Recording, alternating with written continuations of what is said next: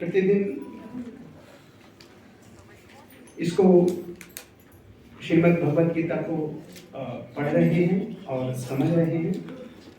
हमने इसमें देखा पहले अध्याय में कुछ विस्तृत विवरण था, दूसरे अध्याय तक आते आते हमने देखा अर्जुन किस प्रकार से हतोत्साहित हो रहे थे कि जीवन में कुछ नहीं बचा है, क्या फायदा है ये सब कुछ करने का।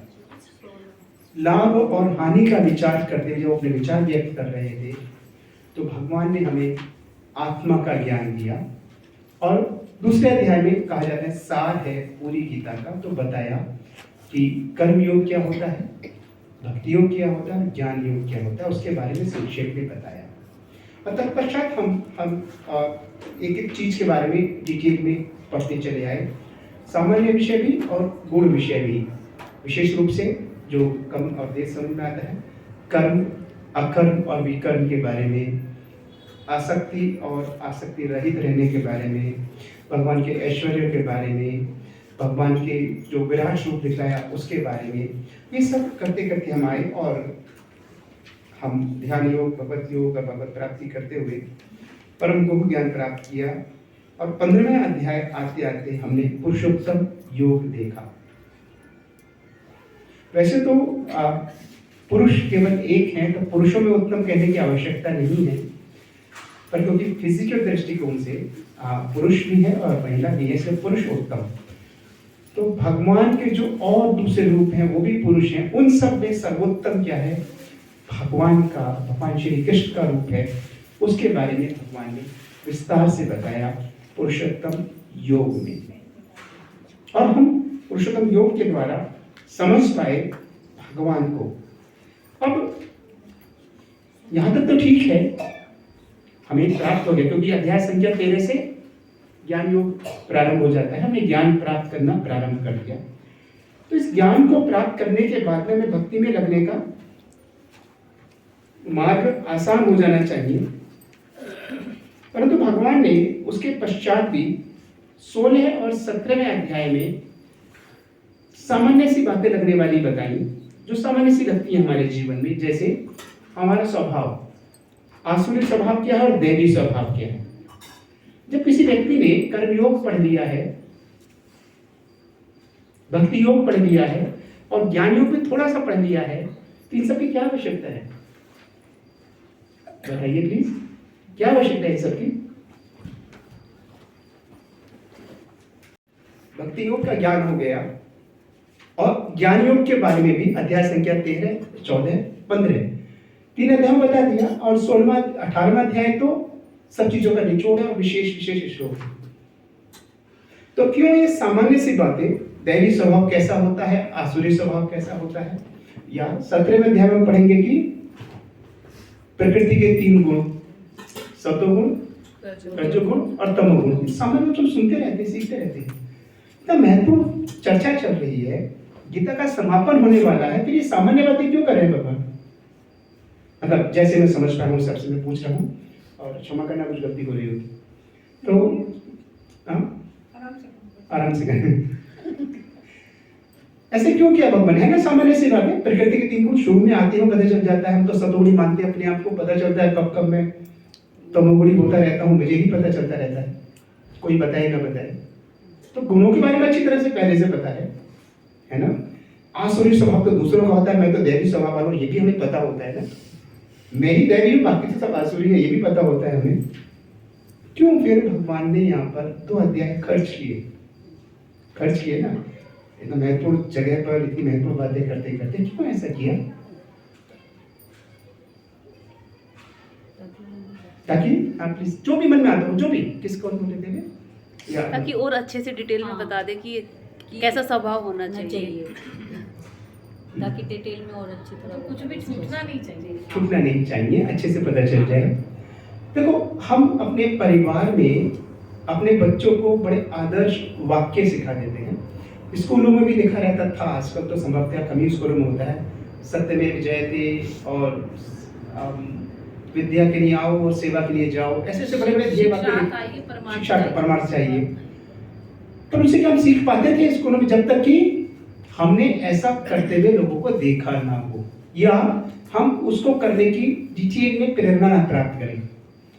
तो ये तो पता चल गया भगवान कौन है पुरुषोत्तम योग में, कर्मयोग पता चल गया, भक्ति योग पता चल गया। तो इस बात का ज्ञान कि हम वहां तक कैसे पहुंचे, ये दोनों अध्यायों में, मेरी समझ से ऐसे है, दोनों अध्यायों में भगवान ने बताने का प्रयास किया है। जो समझ जाए तो ठीक है, नहीं समझ जाए तो ठीक है, भगवान ने तो कह दिया। जैसे अर्जुन को तो भगवान ने कह दिया, तुम तो इन सबसे ऊपर हो, फिर भी मैं तुम्हें बता रहा हूं।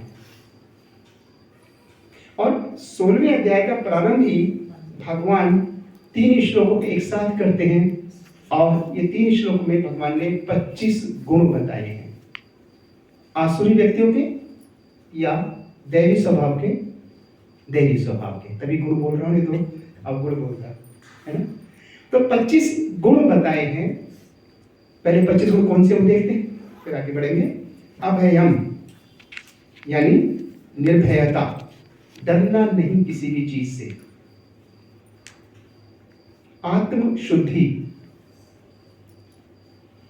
जैसे हमारी चांदी की जो माताओं के वो होते हैं ना, पायल होती है ना, अशुद्ध हो जाती है, फिर जाते हैं स्वर्णकार के पास और उसको फिर शुद्ध करवा लेते हैं गंदगी हटाकर, या बर्तनों को साफ करते हैं।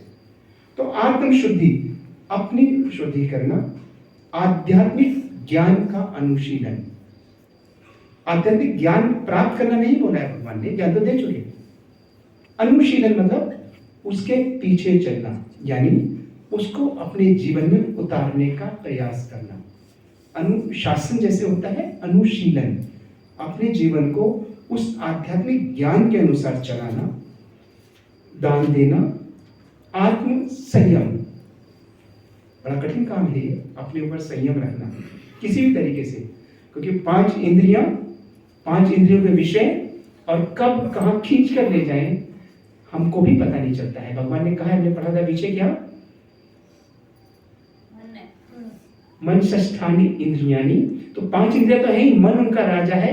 और एक जगह कहा है कि इनमें से अगर कोई एक इंद्रिया भी नियंत्रण से बाहर हो जाए, वही विनाश कर देती है मानव के जीवन का। एक इंद्रिया भी, 5 को कंट्रोल करने की बात तो है ही, पर एक को भी जरा सी ढील मिल गई तो मामला गड़बड़ है। जैसे 2 बैलों की जोड़ी बैलगाड़ी लेकर चलती है या घोड़ा गाड़ी होती है, तो अगर एक भी थोड़ा बैठ जाए, रुक जाए, तो गड़बड़ हो जाती है। और आपको ध्यान आता होगा जब आध्यात्मिक कथाएं सुनते हैं, तो भरत महाराज का, जब उनको राजा, क्या नाम था उसका, रघुगण, क्या नाम था, रघुगण, तो राजा रघुगण को लेकर जा रहे थे, तो चारों तो चल रहे थे, वही तो डगमगा रहे थे ना बस चींटियों से बचने के लिए। क्या फर्क पड़ता था, नहीं फर्क पड़ता है ना।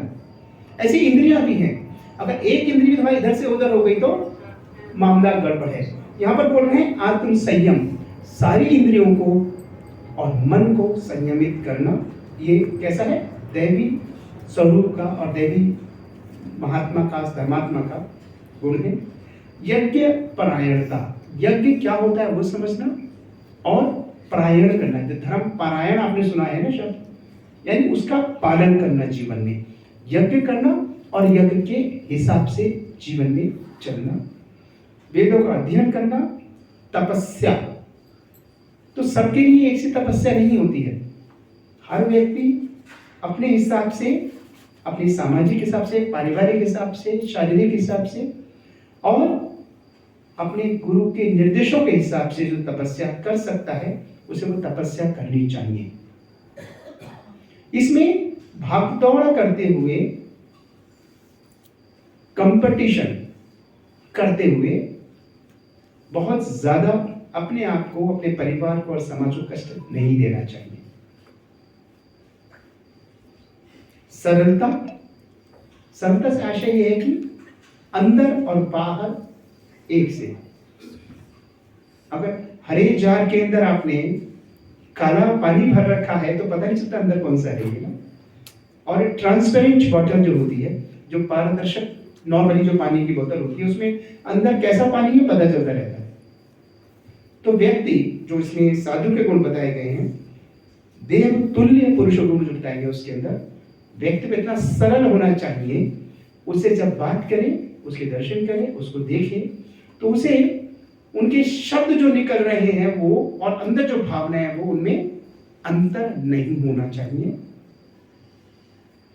अहिंसा मन से, वचन से और शरीर से नहीं, हिंसा नहीं करनी चाहिए। सत्यता, क्रोध विहीनता, अक्रोध नहीं बोला, क्रोध विहीनता। विहीनता हिंदी भाषा में उसका मतलब होता है उसका कोई लेश मात्र भी उसका अस्तित्व नहीं होना। जैसे इसमें बहुत सारी लाइट्स लगा दें तो अंधेरे का नामो निशान मिट जाता है, ऐसे बोलते हैं। तो क्रोध विहीनता का मतलब क्या है? क्रोध का जरा सा भी अंश उसमें नहीं होना चाहिए। ठीक है? क्रोध विहीनता, त्याग, शांति। शांति का क्या अर्थ है? कि शांति सर्व किसी को कष्ट ना दो। शांति यहां पर आंतरिक शांति भी और बाह्य शांति भी। आंतरिक शांति कैसे होगी? जब मेरा मन, मेरी इंद्रियां और ये सब आत्मसात करके मैं चीजों को भगवान की सेवा में अर्पित करके काम करता हूं, कार्य सारे करता हूं, बिजनेस करता हूं, नौकरी करता हूं, परिवार भी है, बच्चे भी हैं, लेकिन उन सब में उद्विग्नता नहीं है, बेचैनी नहीं है, भागा दौड़ी उतनी है बस जितना कि चाहिए, और वो भी शरीर से है, मन से नहीं है, तो वो शांति है। और जब एक ऐसा व्यक्ति शांत होता है तो दूसरों को भी अशांत नहीं करता है। कैसे करेगा अशांत? जब स्वयं शांत होगा दूसरों को अशांत कैसे करेगा? जैसे स्कूल में कई बार होते थे ना, किसी की नोटबुक उठाकर कहीं और रख दी, ढूंढता रहेगा, परेशान होगा, तो खुद भी शांत नहीं है वो और दूसरों को भी शांत नहीं रहने दे रहा है। माता जी आई और ढोलक पता नहीं नहा के वहां तो रखी नहीं, किसी ने वहां रख दी, माता जी अशांत हो जाएगी और मुझे आनंद आएगा, आहा उनको आज परेशानी हुई। ये अशांत व्यवहार साधु और देवतुल्य पुरुषों का, मनुष्यों का नहीं होता है। तो शांति अपने लिए भी और दूसरों के लिए भी। अगला है छिद्रान्वेषण में अरुचि। थोड़ा कठिन शब्द है, छिद्र अन्वेषण। जैसे कि कोई किसी ने ड्रेस पहनी है बहुत अच्छी और उसमें पिन लगाते हैं ना माता लोग, तो पिन से कई बार छेद हो जाता है, तो एक दो बार पहनी तो छेद हो जाता है कई बार, तो कोई आके प्रशंसा करे, वाह आपकी साड़ी तो बहुत अच्छी है, छेद कैसे कर लिया आपने इतने ज्यादा? इसे कहते हैं छिद्र अन्वेषण। प्रशंसा करते करते बता दिया आपकी साड़ी तो पहली बार पहनी भी नहीं है, कई बार पहन चुके आप, तो आपने इतना मेहनत करके सजा के पहनी, सब बेकार गई। यहाँ पर छिद्र अन्वेषण का मतलब क्या है? ये तो केवल उदाहरण दिया था मैंने, ऐसा आप लोग नहीं करते मुझे पता है। यहाँ पर छिद्र अन्वेषण, छिद्रान्वेषण मतलब क्या है? दूसरों के कार्यों में, दूसरे के व्यवहार में जैसे भी हो सकता है कोई ना कोई कमी तो निकाल दोष ढूंढने का प्रयास करना। और किसी ने बिल्कुल भी नहीं है तो भी ये मेरी योग्यता है, दूसरों को दोष निकाल ही लूंगा, और निकाल के बड़ी प्रसन्नता होती है, देखा मैंने उसमें भी इतना बनता है अपने आप को और बनते अपने आप को दोष निकाल ही दिया। तो छिद्र अन्वेषण से अरुचि। क्यों?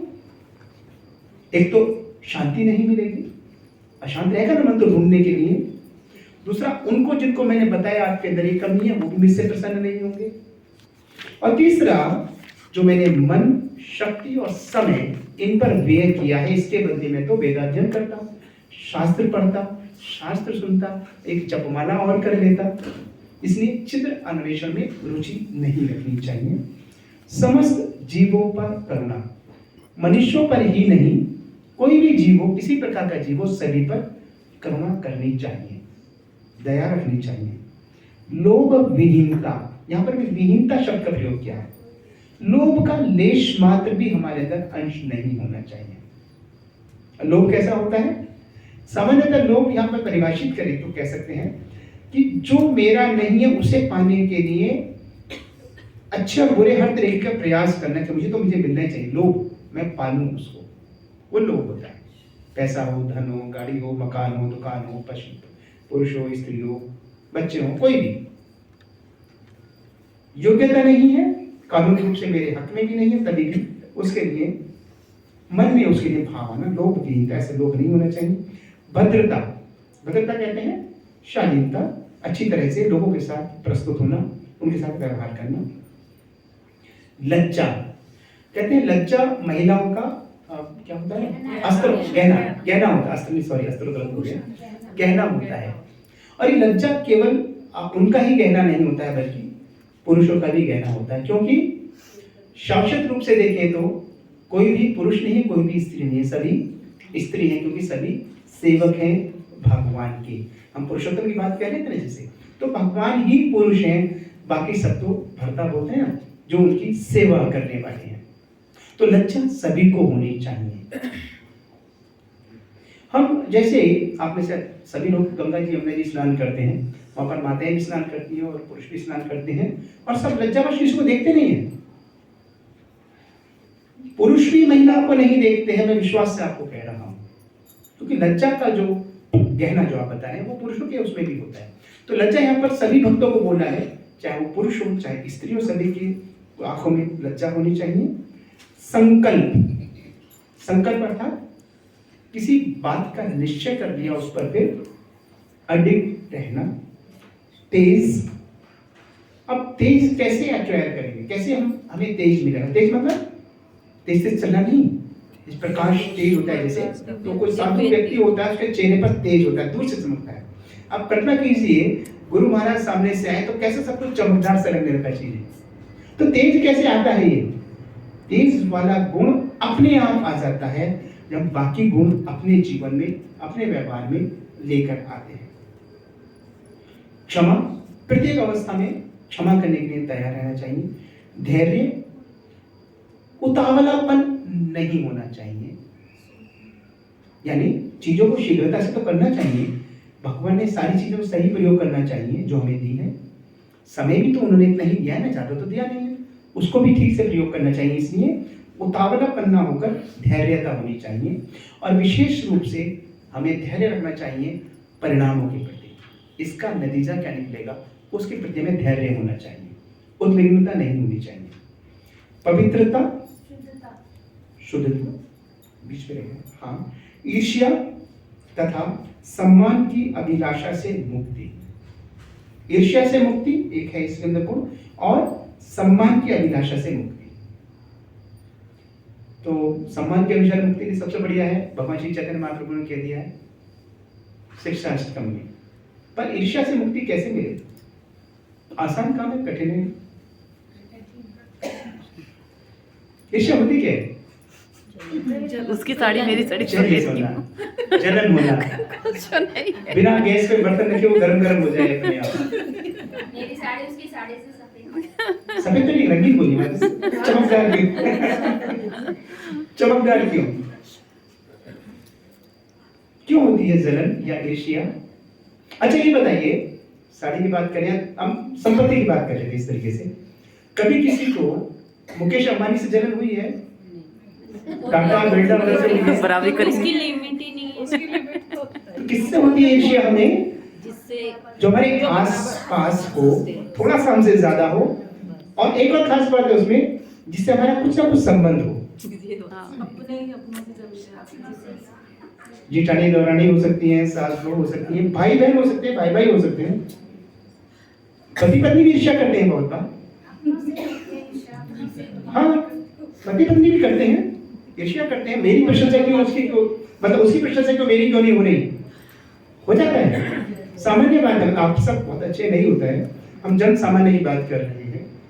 ईर्ष्या वही होती है जो हमसे थोड़ा सा आगे हो, और जिससे हम या तो प्रेम करते हैं, जिससे हमारा कुछ ना कुछ संबंध है। जिससे लड़ाई झगड़ा है तो उससे नहीं करते हैं, अरे उससे क्या पूछना है, वो तो चलो छोड़ गया, मैं निकाल दिया उसको अपने पास, मैं उसका सोचता ही नहीं।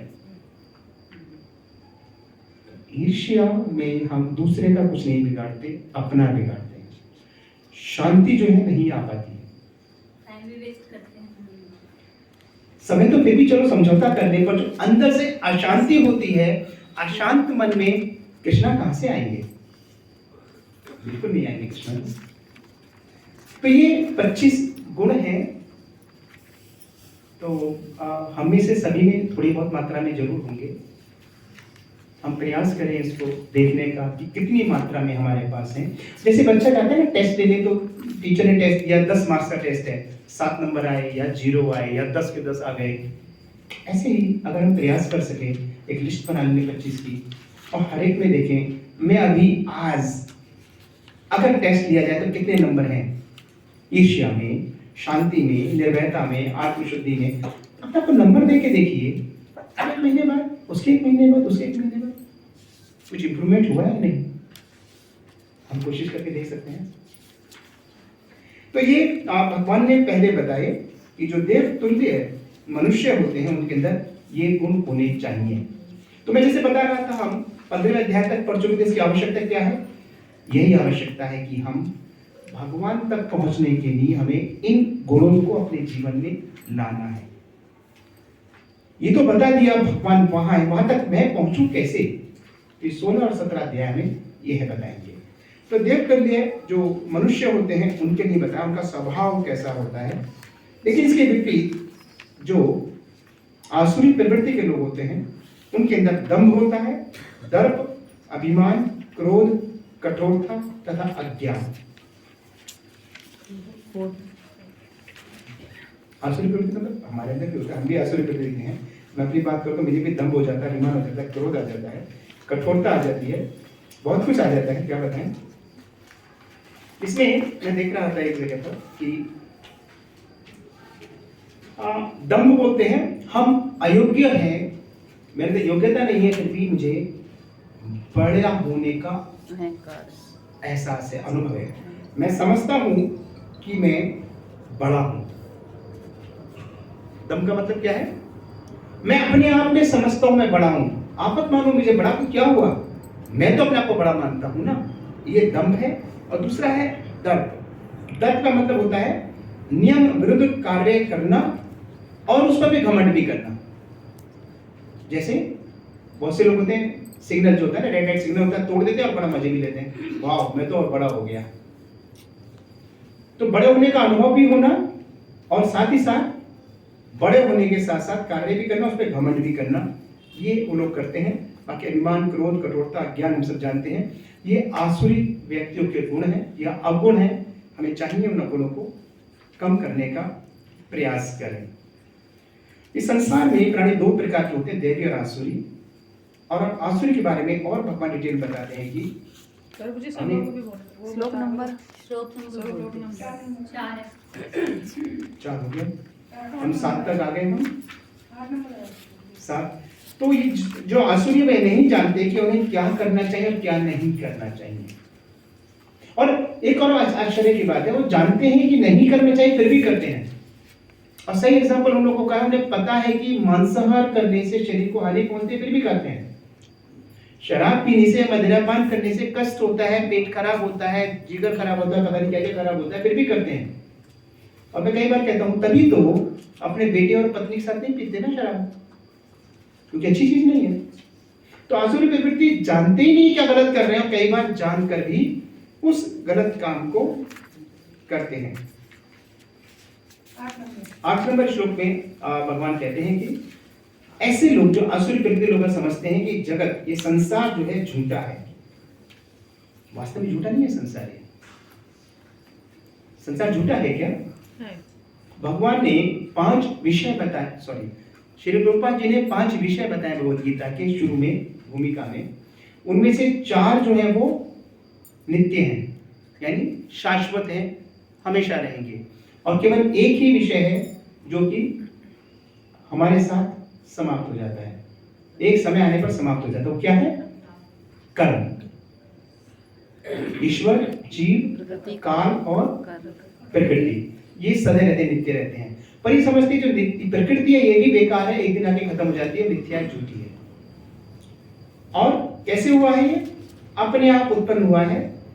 काम, इच्छा और काम के अतिरिक्त और कोई इसका आधार नहीं है। क्योंकि वो देखते हैं कि आज सुबह के कार्यक्रम में भी आ रहा था नित्य भागवतम सेवा में ये बात कि संतान उत्पत्ति मैथुन रीति से होती है और ब्रह्मा जी ने मानसिक रीति से भी की थी। तो उस रीति को देखते समझते यही इस संसार का आधार है, जबकि ऐसा नहीं। प्रकृति जो इस संसार के कारण स्वरूपा है वो भगवान ने बनाई है। और क्यों बनाई है इस प्रकृति को? ताकि हम बद्ध जीव उससे अपने जीवन में मुक्त हो सके और भगवान के धाम को जा सके। श्लोक 10 में भगवान बताते हैं, कभी न संतुष्ट होने वाले काम का आश्रय लेकर तथा गर्व के मद तथा मिथ्या प्रतिष्ठा में डूबे हुए आसुरी लोग इस तरह मोहग्रस्त होकर सदैव क्षण भंगुर वस्तुओं के द्वारा अपवित्र कर्म का व्रत लिए रहते हैं। जितने भी उनके कार्य होते हैं वो अपवित्र होते हैं। होंगे क्यों नहीं? क्योंकि वह धर्म शास्त्रों के विरुद्ध होते हैं। उनका विश्वास है कि इंद्रियों की तुष्टि ही मानव सभ्यता की मूल आवश्यकता है। इस प्रकार मरण काल तक उनको अपार चिंता होती रहती है। वे लाखों इच्छाओं के जाल में बंधकर तथा काम और क्रोध में लीन होकर इंद्रिय तृप्ति के लिए अवैध ढंग से धन का संग्रह करते हैं। सुरक्षित रखिए, जो मिल गया है, जो नहीं मिला उसे पाने के लिए कैसे हम और अधिक प्रयास करें, और जब जाएंगे तो सब कुछ यहीं छोड़कर जाएंगे। इसी में वो इंद्रिय तृप्ति के लिए ही यह सारे कार्य करते हैं।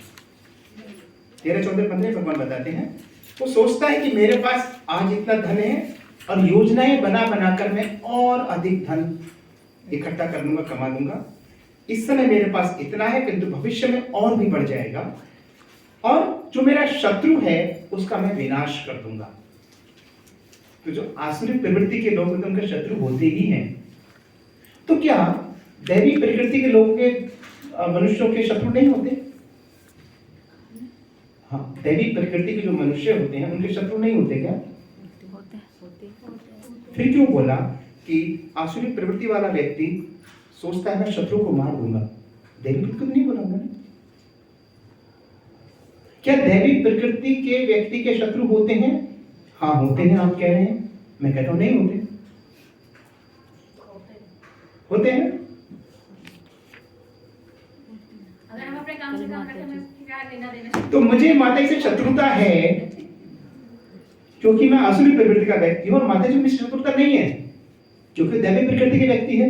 तो उनका शत्रु मैं थोड़ी हूं, मेरे शत्रु माता जी है। तो दैवी प्रवृत्ति के व्यक्ति के शत्रु नहीं होते हैं। दैवी प्रकृति के मनुष्यों के शत्रु नहीं होते हैं।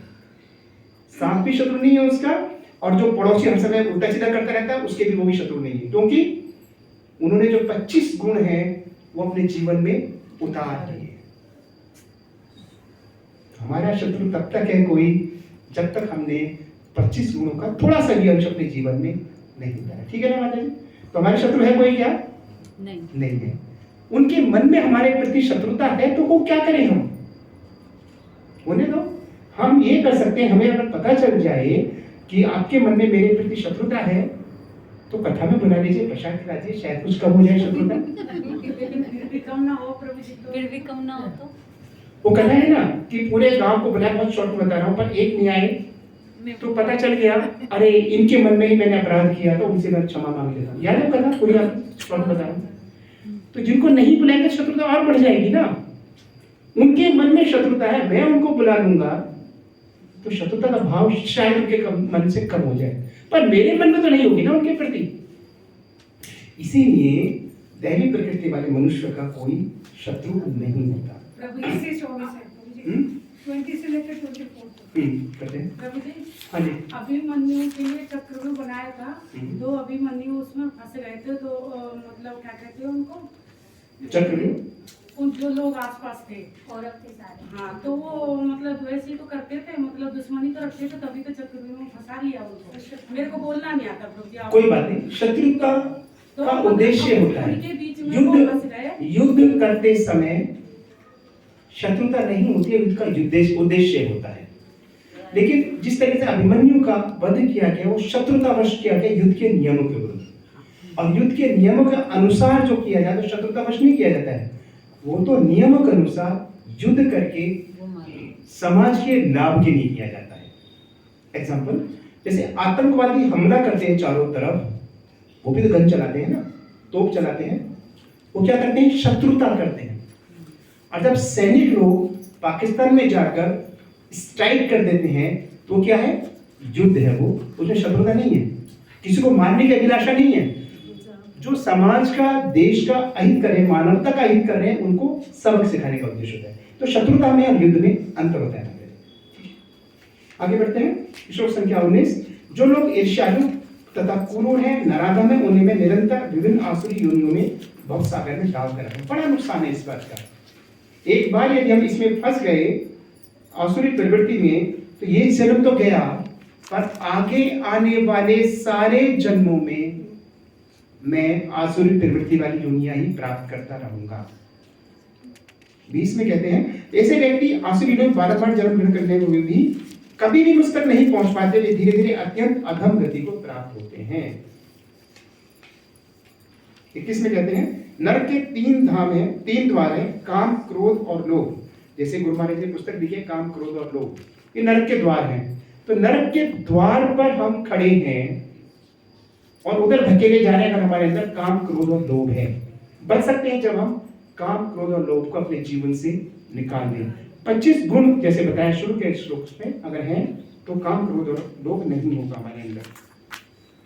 22 श्लोक में कहते हैं हे कुंती पुत्र, जो व्यक्ति इन तीनों नरक द्वारों से बच पाता है वह आत्म साक्षात्कार के लिए कल्याणकारी कार्य करता है और इस प्रकार क्रमशः परम गति को प्राप्त करता है। जल्दबाजी करने की आवश्यकता नहीं है। 16 12 मेरी तो ठीक नहीं, उसकी तो ठीक होती है, मुझे तो इतनी सेवा नहीं मिलती, उसको तो मिलती है। माता जी को रोजाना संगीत कीर्तन करने का मिलता है, मुझे तो मिलता नहीं है। धीरे धीरे क्रमशः धीरे धीरे आपका भी नंबर आएगा भगवान की सेवा करने का। किसी और तरीके से आपको सेवा मिलती रहती है। 23 में जो शास्त्रों के आदेशों की अवहेलना करता है और मनमानी ढंग से कार्य करता है उसे न तो सिद्धि, न सुख और न ही परम गति की प्राप्ति होती है। हो ही नहीं सकती क्योंकि वह भगवान के बताए रास्ते पर नहीं चल रहा है। 24 में अतः मनुष्य को क्या करना चाहिए, यह जानना चाहिए कि शास्त्रों के विधान के अनुसार क्या कर्तव्य है और क्या अकर्तव्य है। ऐसे विधि विधानों को जानकर कर्म करना चाहिए जिससे वे क्रमशः ऊपर उठ सकें। तो भगवान ने कर्म का विज्ञान बताते हुए बताया था, कर्म, अकर्म और विकर्म। तो कर्मों को समझकर देखकर करना चाहिए, उनको फिर अकर्म बनाने का प्रयास करना चाहिए। यहाँ पर भगवान ने शॉर्ट में बताया है। अब श्रद्धा के विभाग, तो अनेक प्रकार की श्रद्धा हमारी होती है। श्रद्धा कैसी कैसी होती है, कैसे बढ़ती होती है, उसको हम देखेंगे इस अध्याय में। भगवान कहते हैं कि अपने अर्जित गुणों के द्वारा, श्लोक संख्या 2 में 11 से शुरू होगा। उसकी श्रद्धा 3 प्रकार से हो सकती है, सतोगुणी, रजोगुणी या तमोगुणी। तो तीनों प्रकार में हर चीज बांटी जा सकती है, व्यक्ति का स्वभाव भी और उसकी श्रद्धा भी। तो श्रद्धा की बात यहाँ पर भगवान बता रहे हैं। और जो सतोगुण में होता है तो कैसी श्रद्धा होती है उसकी, तमोगुण में कैसे होता है और रजोगुण में कैसे होता है, कैसा खाता है, कैसा पीता है, कितना सोता है, कितना उठता है, सारी बातें भगवान ने इसमें बताई हैं। और उसके बाद में भगवान बताते हैं यज्ञ कौन सा सात्विक है, जो शास्त्र के अनुसार और कर्तव्य समझकर किया जाए, पाखंड में नहीं। हम यज्ञ करेंगे, सारे लोग हमारी प्रशंसा करेंगे, बड़ा धार्मिक व्यक्ति है, कल को चुनाव में खड़े हो जाएंगे तो हम जीत जाएंगे, काउंसिलर का चुनाव हो, एमपी का हो, एमएलए का हो, तो वो नहीं। और उन लोगों के द्वारा किया जाता है जो फल की इच्छा नहीं करते। आसक्ति फलों से नहीं, आसक्ति भगवान से और भगवान की भक्ति से। लेकिन हे भरतश्रेष्ठ, जो यज्ञ किसी भौतिक लाभ के लिए या गर्ववश किया जाता है वह राजसी है, और शास्त्रों के विरुद्ध निर्दोषों की अवहेलना करते हुए किया जाता है वह तामसिक है। वैदिक मंत्र का उच्चारण भी नहीं किया जाता है, दक्षिणा नहीं दी जाती है और श्रद्धा नहीं होती है। जो श्रद्धा के बिना कोई भी कार्य किया जाए वो तामसिक है, बेकार है। यहाँ पर यज्ञ के बारे में बोला है, ऐसा यज्ञ तामसिक है। तपस्या के बारे में बताया, जो गुण सुन रहे थे उनके बारे में समझिए। परमेश्वर, ब्राह्मणों, गुरु, माता पिता जैसे गुरुजनों की पूजा करना तथा पवित्रता, सरलता, ब्रह्मचर्य और अहिंसा ही शारीरिक तपस्या है। अहिंसा करना ये तपस्या है क्या? है ना। हिंसा करेंगे तो उसको कष्ट होगा, पर अहिंसा करें तो हमें कष्ट होगा क्या? होगा, क्योंकि कोई व्यक्ति बिल्कुल फिट है, उसे पेनल्टी देनी चाहिए पर नहीं देते हम, तो थोड़ा बड़ा कष्ट होगा रोकने में, आसान नहीं होता है। मेरे हाथ से बढ़िया सा गिलास गिर जाए, टूट जाए, संतुष्टि है यार, क्या हो गया, टूट की गलती हो गई। और बच्चे के हाथ से गिर जाए और पति के हाथ से गिर जाए तो बाई चांस मुझे लगता है आगे तोड़ के आएगा। तो अगर हम अहिंसा रखेंगे तो कितना कष्ट होगा ना रोकने में अपने आप को। मुझे बोलना चाहिए था फिर भी मैं नहीं बोला। तो ये अहिंसा एक तपस्या है, ऐसे ही और बाकी चीजें भी हैं, मैं उनका विस्तार से नहीं कहूँगा। तथा संतोष, सरलता, गंभीरता, आत्म संयम एवं जीवन की शुद्धि, ये मन की तपस्या है। तो शरीर की तपस्या थी, अब ये मन की तपस्या है। सरल रहना, गंभीर रहना, आत्म संयम होना और जीवन में शुद्धता लाना। शुद्धता मतलब व्यवहार में, आचरण में शुद्धता लाना। श्लोक संख्या 20 में भगवान कहते हैं दान के बारे में, जो दान कर्तव्य मानकर दिया जाता है, किसी भी प्रत्युत्तर, किसी बदले की भावना से नहीं। मैं दान दूंगा तो मुझे सर्टिफिकेट मिलेगा, स्टेज पे बुलाकर मुझे माला पहनाई जाएगी, तो इस भावना से का दान नहीं दिया जाना चाहिए। समुचित काल तथा स्थान में, जैसे इस समय काल चल स्थान क्या चल रहा है, अलीगढ़ में गुरु महाराज जी की इच्छा बहुत जल्दी से मंदिर बना लें। आप सोचिए 18 वर्ष हो गए, 79 ईयर्स में रहते हैं ना गुरु महाराज जी, गुरु 79 ईयर्स में होने वाले ना गुरु महाराज जी। तो 79 ईयर्स में हैं गुरु महाराज जी, और वो चाहते हैं जितना जल्दी हो जाए वो हो जाए। क्यों सोच रहे हैं आप, समझ सकते हैं। तो दान कैसे देना चाहिए, समुचित काल, ये सही समय है, जल्दी से जल्दी मंदिर बन जाए। और स्थान क्या, मंदिर में दान देना। तो ये मैं ये नहीं कह रहा हूं कि सभी लोग उसमें ही दान दें, सामने पहली बात बता रहा हूं। तो समुचित काल हम कैसे पहचान सकते हैं, समुचित स्थान और कौन ऐसा व्यक्ति जिस दान देना चाहिए, उसका विचार करके जो किया जाता है वह सात्विक ज्ञान है, सात्विक दान है, योग्य व्यक्ति को दिया जाना। और प्रत्युत्तर की भावना से किया जाए, कर्म फल की इच्छा से किया जाए, या बिना इच्छा के। आगे से आप रसीद लेकर लाओ जी, लाओ पर्ची कटाओ। कल मेरे पास कोई आए थे तो उसमें लिखा था भागवत कथा, तो मुझसे कहता है कि वो क्यों था, मेरे कहता है सर वो भगवत गीता की कथाएं होगी वहाँ पर, उसके लिए आप पूछ दे दो। मैंने कहा भगवत गीता है या भागवत है, 7 दिन की है ना। बोले हाँ सर भगवत गीता है। मैंने कहा अच्छा कोई बात नहीं, कितने देने हैं, 51 दूँ 101 दूँ, सर जो इच्छा हो दे दो। तो क्या है, वो दान मैंने इच्छा से नहीं दिया, पर इस भावना से मेरे साथ काम करता है तो देना ही पड़ेगा, तो दे दिया। तो ऐसा कौन सा है, ये राजसी दान है, ये अनिच्छा पूर्वक, बिना इच्छा के दिया।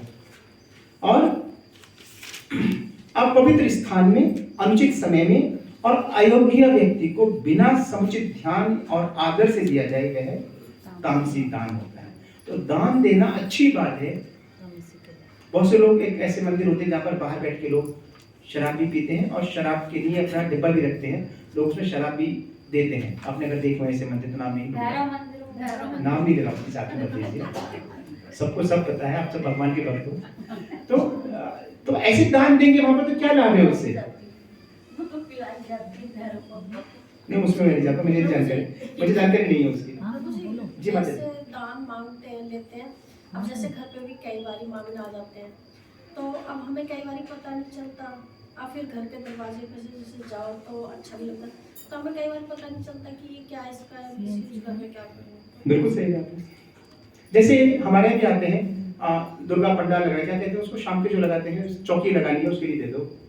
तो आप क्या कहते हैं बता दो, मैं बता दूँ। मैं कहती हूँ वहीं आके चढ़ा आते नहीं सुनिए क्या काम, एक बार फिर सुनिए, मैं वहीं आऊंगी वहीं चढ़ा दूंगी, हम अपने हाथ से दे देंगे, अपने हाथ से दे देंगे, है ना। आपकी स्वागत है, अच्छी बात है, आप अच्छा काम कर रहे हैं, हम आएंगे और दे देंगे, और जाते कभी नहीं शायद। हम ऐसे मना करते हैं जैसे जी, तो अंदर से ग्लानि होती है कि हमने उसको मना कर दिया, वो भगवान का नाम लेके हमें बोलता है, तो कई बार ग्लानि मतलब होती अगर है। आप बोलते हो भगवान का नाम लेकर बोलता है, तो आप भगवान में माता की चौकी मंत्र नहीं समझे, आई एम सॉरी टू से। नहीं, जैसे भगवान नाम ले रहे हैं। मैं माता जी की तरह बोलती हूँ कि हम वहीं पे दे देंगे। जी जी, मतलब मैं ये कह रही हूँ कि खुद को कई बार ऐसा महसूस होता है कि मैंने अच्छा किया उसको मना कर दिया, कि मुझे ऐसा नहीं, मैं ये कह दूँ अपनी बात तो दे दो। श्यामल प्रभु जी कहते हैं वृंदावन में कहीं पर जाओ, कोई मांगे तो दे दो। क्यों? वो भले ही गलत करे, पर आपकी देने की प्रवृत्ति नष्ट नहीं होनी चाहिए। अगर कोई मांगने आए और आप गिलानी होने वाली, दे दो, बिल्कुल निर्भयता से दे दो। राजसी और तामसी और उससे क्या देखना है, आपने अपनी भी आदत बनाए रखनी है, अपनी गिलानी बचे दे दो, कोई हर्ज नहीं है उसके अंदर।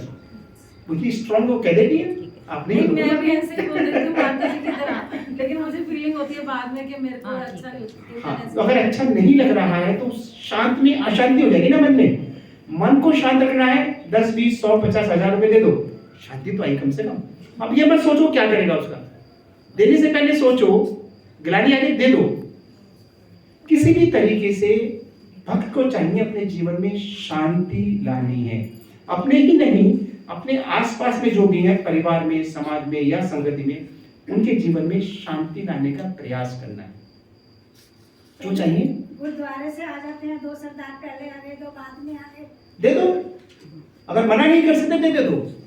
अंध विश्वविद्यालय से आते हैं, माता की चौकी से आते हैं, गुरुद्वारे से आते हैं, दुर्गा मंदिर से आते हैं, विष्णु मंदिर से आते हैं, कहीं सब दे दो। जितने अपनी श्रद्धा थे आपको जो ठीक लगता है वो दे दो। लेकिन असली बात क्या है, शांति होनी। क्यों चाहिए शांति? जहां अशांति होगी तो भगवान कैसे उसके अंदर आएंगे ना। भगवान की प्राण प्रतिष्ठा जो आप हृदय के अंदर कर रही हैं, प्राण प्रतिष्ठा कैसे हो पाएगी? और हो भी गई तो भगवान क्यों टिके रहेंगे? चल मैं भी घूम के आता हूँ थोड़ा सा, तू अशांत रह लेती है, मैं अशांत के साथ नहीं रह सकता। घूमने निकल जाएंगे वो तो, आपके घर चले परसों के जाएंगे। दिन ना एक मतलब हाँ जी? सरदार आए थे परसों के दिन, तो दान मांग रहे थे, पर्ची लेके आए थे। तो अब उन्होंने कही कि माता जी कुछ दे दो, हम जगराता कर रहे हैं। तो मैंने कि प्रभु जी आप कहाँ कर रहे हो, कैसे बताया वहाँ कर रहे हैं। तो मैंने कि मैं आऊँगी वही दान वही वाले बात हम कह रहे थे, माता जी कह रही थी, लेकिन रमणी जी कह रही मैंने थी। ये भी बोला, मैंने कि मैं आपके पंडाल में आऊंगी, लेकिन मेरे पंडाल में भी आप आना। बहुत अच्छी बात है, मतलब ये एकदम सौदेबाजी नहीं, पर कह सकते हैं आइए और फिर अपने बारे में बता दीजिएगा। उनको फिर इनवाइट करने जाइए, प्रेम से, आदर से, सम्मान से लेकर आइए, करना चाहिए। यही तो प्रभुपाद जी भी कहते हैं, गुरु महाराज जी कहते हैं, सबके साथ जुड़ो, तो फिर कहने धक्का नहीं देना भी हमको। आएंगे। तो चाहे सदा वाली बात नहीं है, अंधविश्वास की बात नहीं है, माता की चौकी वाली, जो कोई भी हो, यदि आपका मन नहीं कर रहा है तो मत दीजिएगा, मन कर रहा है तो दे दीजिएगा। शांत रखना है मन को, शांत नहीं रहेगा तो काम नहीं चलेगा। और अब ओम तत्सत की बात की है भगवान ने 23वें श्लोक में। 3 शब्द परब्रह्म को सूचित करने के लिए प्रयुक्त किए जाते हैं। ये तीनों सांकेतिक अभिव्यक्तियां ब्राह्मण द्वारा वैदिक मंत्र का उच्चारण करते समय तथा ब्रह्म को संतुष्ट करने के लिए यज्ञों के समय प्रयुक्त होती हैं। ओम तत्सत। और भगवान 28वें श्लोक में कहते हैं, ऐश्वर्या हुतम दत्तम तपस्यकृतं च यत् असदित्य उच्यते पाठ न चैतत्प्रेत्य नो इह। हे पाठ, श्रद्धा के बिना यज्ञ, दान या तप के रूप में जो भी किया जाता है वह नश्वर है, वह असत कहलाता है और इस जन्म तथा अगले जन्म दोनों में ही व्यर्थ जाता है। तो हम दान देते हैं तो पुण्य मिलता है ना, तो स्वर्ग मिलना चाहिए, अगले जन्म में उसका पुण्य का फल मिलना चाहिए। सामान्य सी बात, विज्ञान, ये सामान्य विज्ञान है नहीं है। हमें क्या पता चलेगा हमारा कर्म है ये या हमें मिला है या नहीं? तो मुझे क्या पता मेरे परदादा का और उसके पापा का नाम क्या था? पर मेरे रहे होंगे ना परदादा के पापा, ये नहीं रहे होंगे, रहे होंगे ना।